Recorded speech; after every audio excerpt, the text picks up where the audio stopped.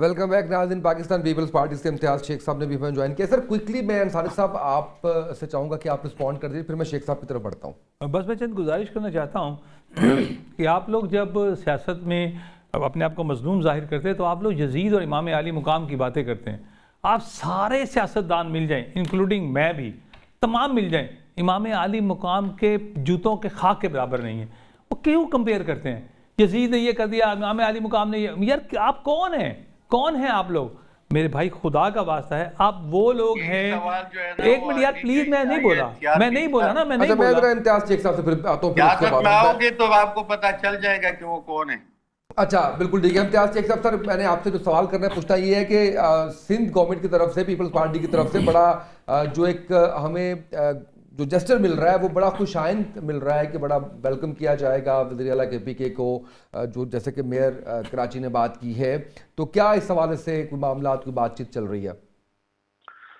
دیکھیں جی, بہت زیادہ تفصیل تو مجھے نہیں پتا, لیکن اتنا ضرور میں کہتا ہوں کہ سندھ کی روایات ہیں اور یہاں کے ماحول, یہاں کے مطلب ٹریڈیشنز, اور اس کے حوالے سے اگر کوئی مہمان آتا ہے اور وہ چیف منسٹر ہے کسی صوبے کا اور منتخب نمائندہ ہے اور وہ آتا ہے یہاں مہمان بن کے, تو مہمان نوازی تو ہماری روایت رہی ہے سندھ کی, تو ان کو ویلکم اس حساب سے انہوں نے بھی کیا ہے, ہم بھی ان کو ویلکم کرتے ہیں.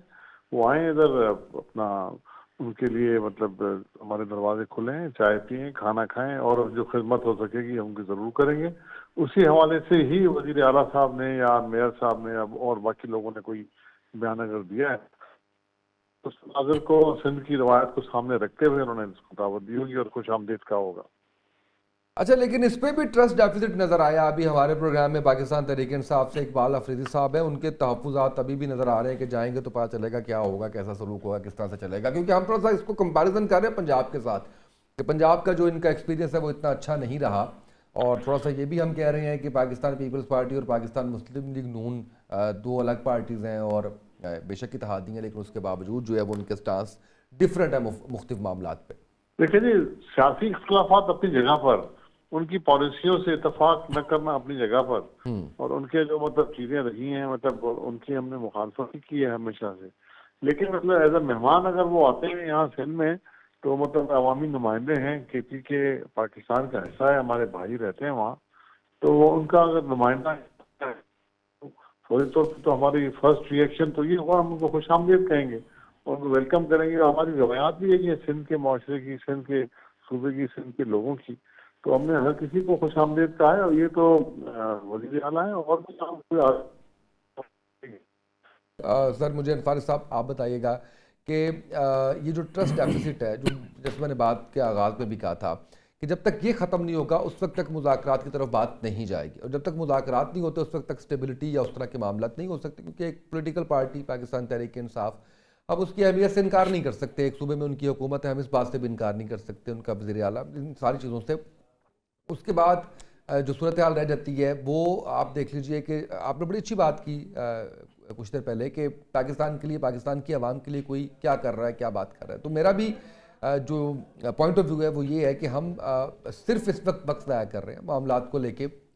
وزیر اعلیٰ کے پی کے کتنے دن تک تو اڈیالہ جیل کے باہر سے نہیں ہٹے کہ جب تک میری ملاقات نہیں ہوتی اس وقت میں. اور جو کے پی کے کی صورتحال ہے خاص کر دہشت گردی کے حوالے سے, باقی چیزوں کے حوالے سے, اس کے اوپر فوکس ہونے کی بجائے, ملک کی معیشت گر رہی ہے پاکستان مسلم لیگ نون اور پاکستان پیپلز پارٹی کا, اس پہ فوکس ہونے کی بجائے ہم صرف آپسی لڑائیاں لڑ رہے ہیں جس سے نقصان صرف اور صرف پاکستان یا عوام کا ہو رہا ہے. سر سب سے بڑی تو المیہ یہ ہے کہ ہمارے نزدیک یہ ہونا چاہیے کہ سیاست عبادت کا نام ہونا چاہیے. لیکن ہمارے ملک میں سب سے بڑا المیہ یہ ہے, جب بھی کوئی بندہ جھوٹ بول رہا ہوتا ہے تو کہتا ہے یہ سیاسی بات تھی, اس پہ آپ غور نہ کریں. اس کا ایجنڈا کیا ہے, اس بات کا مقصد کیا ہے؟ آپ سیاست کر رہے ہیں, جب آپ یہ کہتے ہیں کہ یہ سیاسی بات تھی, اس پہ غور نہ کریں, سیاست میں جھوٹ, اس کا مطلب ہے سیاست جھوٹ ہے, سیاست فریب ہے. وہ بھائی میرے, جب تک سیاست عبادت نہیں ہوگی کچھ نہیں ہوگا. جب تک آپ ایک دوسرے کو اس طرح ڈاج کرتے رہیں گے. دیکھیں نا, آپ یہ کہتے رہے, یہ جھوٹ میں اور عبادت میں فرق دیکھیں کہ جب آپ یہ کہتے رہے, ہمارے انتہائی زیرک سیاستدان ہیں مولانا فضل الرحمان صاحب, آپ ان کو مولانا ڈیزل کہتے رہے. آپ مولانا محترم پرویز الہی صاحب کو پنجاب کا سب سے بڑا ڈاکو کہتے رہے. اب یہ جو عبادت والی سیاست تھی یا یہ جو سیاست تھی، جھوٹ والی سیاست تھی، یہ تھوڑا سا موازنہ جب تک ہم نہیں کریں گے، سیاست کو خدا کا واسطہ عبادت سمجھ کے موریل کے اوپر آئیں، پاکستان کی ترقی اور بقا کے لیے بات کریں. آپ جب یہ بات کرتے ہیں میرا دل بہت کٹتا ہے کہ یار یہ ہم تو وہ سیاسی بات کی تھی، اس پہ تھوڑا سا غور کرنے کی ضرورت ہے کہ ہم نے جو سیاسی بات کی تھی وہ اتھینٹک بات ہونی چاہیے کہ وہ پاکستان کے لیے ہم سیاست کر رہے ہیں. تو ہم اگر کوئی بات کر رہے ہیں تو پورا پاکستان آپ کو دیکھ رہا ہے، اور آپ کل کو یہ کہہ دیں کہ وہ اس وقت ہم نے کہا تھا پنجاب کا سب سے بڑا ڈاکو، اب ہمیں اس کی ضرورت ہے، اب یہ ہم کو چیف منسٹر بنا دیں گے. یا مولانا فضل الرحمان کو آپ نے اتنی بڑی بات کہہ دی، بعد میں جا پہ آپ ان کے پاؤں پکڑ لیتے ہیں. خدا کا واسطہ ہے اعتدال پسند بنے، اپنے آپ کو بیلنس میں لے کے آئیں. سیاستدان بننے کے لیے کہاں سے اٹھ کے آ گئے ہو یار آپ لوگ اس پاکستان کی بقا کو؟ ابھی بھی 70-80 سال ہو گئے، یہ تو دعائیں دو اپنے جنرل کو. اچھا پھر آپ یہ کہتے ہو کہ فوج نے یہ کر دیا. وہ آرمی چیف کو باپ کس نے کہا تھا؟ اس وقت جب ضرورت ہوتی ہے تو ان کے کندھوں پہ بیٹھ کے آپ حکومتیں کرتے ہو، اور جب آپ دیکھتے ہیں وہ لوگ دیکھتے ہیں کہ آپ لوگ جو ہیں بہت لوٹ مار کر لی، آپ نے تھوڑا سا وہ تنکا لگاتے ہیں تو آپ ان کے خلاف جو ہے میں زبان استعمال نہیں کرنا چاہتے ہو، آپ لوگ باتیں کرتے ہو. کبھی میڈیا سیل چیک کیا آپ لوگوں نے اپنے کہ کیا کر رہے ہو؟ دشمن نہیں کر رہے وہ جو پاکستان کے لیے آپ لوگ کر رہے ہیں. وہ خدا کا واسطہ ہے چیک اینڈ بیلنس رکھیں. اگر آپ پاکستان سے پیار کرتے ہیں، میں حلفاً کہتا ہوں کہ تمام سیاسی جماعتیں صرف ایک ایجنڈا لے کے چلیں، پاکستان فرسٹ، اس کے بعد جو مرضی کرتے رہیں. لیکن آپ لوگوں نے، تمام سیاسی جماعتوں نے اس کو ایک ایسا مربع بنا دیا، چوچو کا مربع، کہ جناب ہر کوئی اپنا اپنا لابھ پاکستان کے بارے میں کوئی بات نہیں کر رہا ہے. اگر افواج پاکستان کے بارے میں اس دن اگر افواج پاکستان ان کے 8 طیارے نہ گراتی، آپ تو ڈیفالٹ ہونے جا رہے تھے. یہ جو آپ کو بوم ملا ہے حکومت کو، یہ جو آپ آسمان پہ چڑھے ہیں نا، تو یہ اس پاک فوج کی وجہ سے چڑھے ہیں کہ جس نے دنیا کو بتایا کہ آپ کا بھی کوئی وجود ہے اس دنیا میں، اور پوری دنیا طاقت کے پیچھے ہے. آج انڈیا کو اگر رولا ہے تو وہ اس رب کائنات نے آپ پہ احسان کیا ہے. ایک ایسا بہادر سپہ سالار آپ کے اوپر آ کے بیٹھا کہ جس نے دلیری کے ساتھ آنکھوں میں آنکھیں ڈال کے ان کا تختہ دھرن کر دیا. آج دنیا میں ان کو کوئی نہیں پوچھ رہا کہ آپ سے کتنے بڑے ہیں. اربہ کی آبادی ہے، آپ چھوٹا سا ملک ہے، لیکن الحمدللہ کہ آپ کامیاب ہیں. اور خدارہ ایک ہو کے، تمام لوگ ایک ہو کے اس ملک کے لیے کچھ کریں. یہ خان جیل چلا گیا تو یہ ہو جائے گا. پتہ نہیں کتنے خان پہلے جیلوں میں جا کے مر گئے. اس سے پہلے کتنے وزرائے اعظم جو تھے وہ کہاں چلے گئے؟ محترمہ بینظیر بھٹو کتنا بڑا نام تھا، ذوالفقار علی بھٹو کتنا بڑا نام تھا، کدھر ہیں؟ سب اپنا اپنا وقت پورا کرنے کے بعد اپنی قبروں میں چلے گئے. تم بھی چلے جاؤ گے، ہم بھی چلے جائیں گے. اس ملک کے لیے ایسا کام کر جاؤ کہ جو آپ کو پتہ لگے کہ آپ نے کچھ کیا ہے.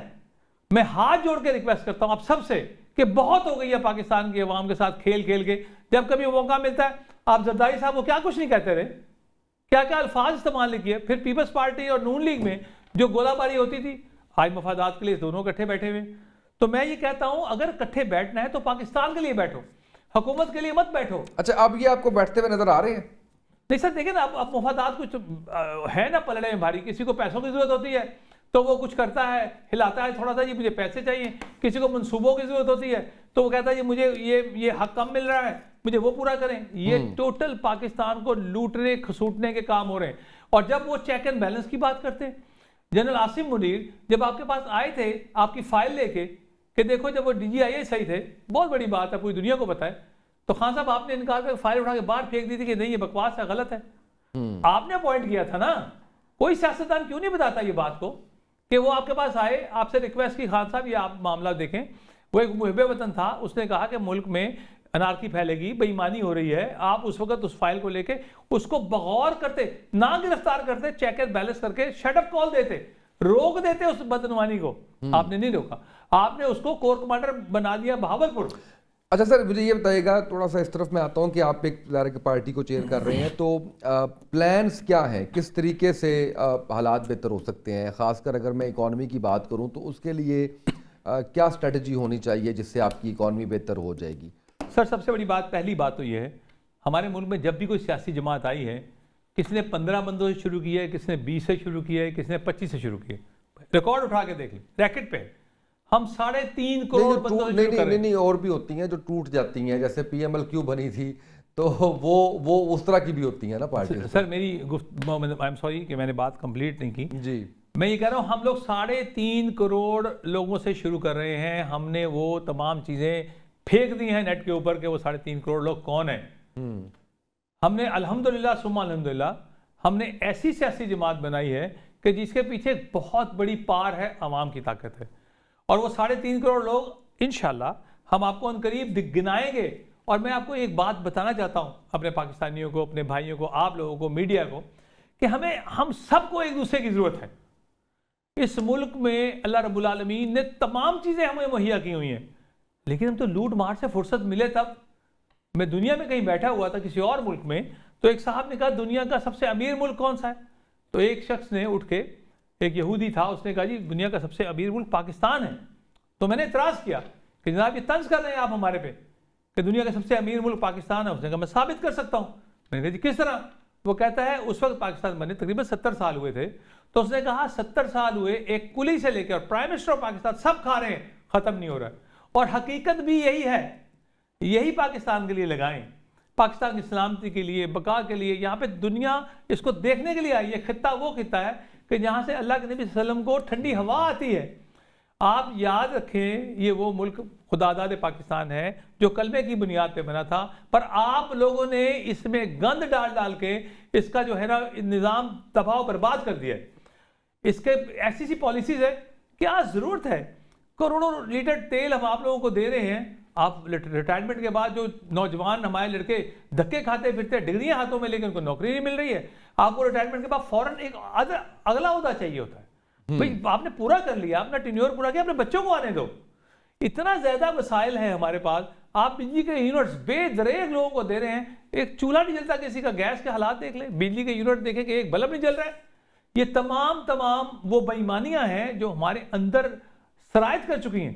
ان کو نکالنے کے لیے میں بار بار کہتا ہوں آپ سب بھائی بن جاؤ آپس میں. بالکل ٹھیک سر. یہ ضروری نہیں ہے کہ سب کو حکومت ملے گی، کوئی ضروری نہیں ہے. سر مجھے جانا ہے، کلوزنگ پہ جانا ہے. بہت شکریہ آپ کا انصاری صاحب، آپ نے وقت دیا. باقی مہمانوں کا بھی بہت شکریہ. ناظرین آج کے پروگرام سے اتنا ہی. جو ٹرسٹ ڈیفیسٹ ہے اگر یہ ختم نہیں ہوتا تو شاید مذاکرات کی طرف بات نہ جائے اور نہ ہی کوئی اس طرح کے معاملات جو ہے وہ آگے بڑھ سکیں. صرف باتوں کی حد تک اگر سب کہتے رہیں گے تو شاید نہیں ہوگا. آگے بڑھنا پڑے گا، ایک پیج پہ آنا پڑے گا، بات چیت سے معاملات حل کرنے پڑیں گے. آج کے پروگرام سے اتنا ہی. اجازت دیجیے. اللہ حافظ.